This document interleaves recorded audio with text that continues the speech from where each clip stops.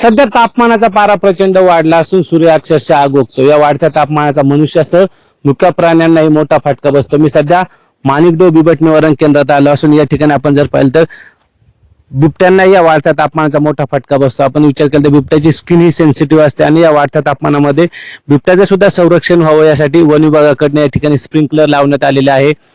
Fogger सुद्धा लावून या ठिकाणी बिबट्यांना या ठिकाणी थंडावा मिळावा यासाठी प्रयत्न केले गेलेले. आपल्यासोबत बोलण्यासाठी आरएफओ सर आहेत, प्रदीप चव्हाण सर, आपण सरांशी बोलणार. सर, कशा पद्धतीने या ठिकाणी काम केले जात आहे आता? जसं टेम्परेचर 40च्या पुढे गेलेलं आहे तसं मनुष्यासोबत बिबट्यांना पण याचा त्रास वाढतच आहे. तर त्यासाठी आपण आपल्याकडे नाईट केज आणि डे केज अशा दोन टाईपचे पिंजरे असतात.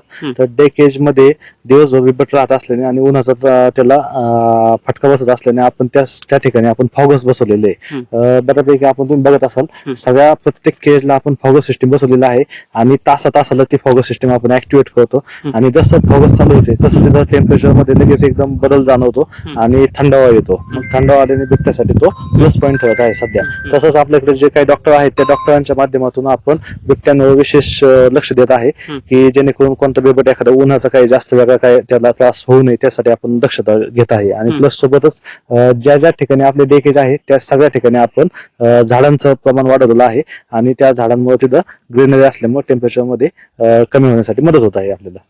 मनुष्याला जसा उष्माघाताचा त्रास होतो तसा बिबट्यांनाही होतो का? हे बघा, आता सिस्टीम जर बघितली तर मनुष्य आणि वन्य प्राणी सेमच असतं. त्याच्यामुळे जसा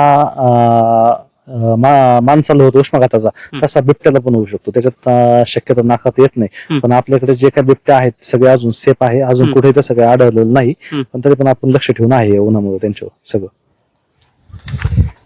बिबट्याच्या सुरक्षेसाठी बिबट्याला या ठिकाणी थंडावा मिळावा आणि वाढत्या तापमानापासून बिबट्याचे संरक्षण व्हावे यासाठी जुन्नर वन विभागाकडून या ठिकाणी माणिकडोह बिबट निवारण केंद्रात या ठिकाणी फॉगर्स बसून या ठिकाणी एक चांगल्या प्रकारे बिबट्यांसाठी एक थंडावा वातावरण ठेवण्याचा प्रयत्न केला गेला आहे. Hemant Chapude, Zee media, Junnar, Pune.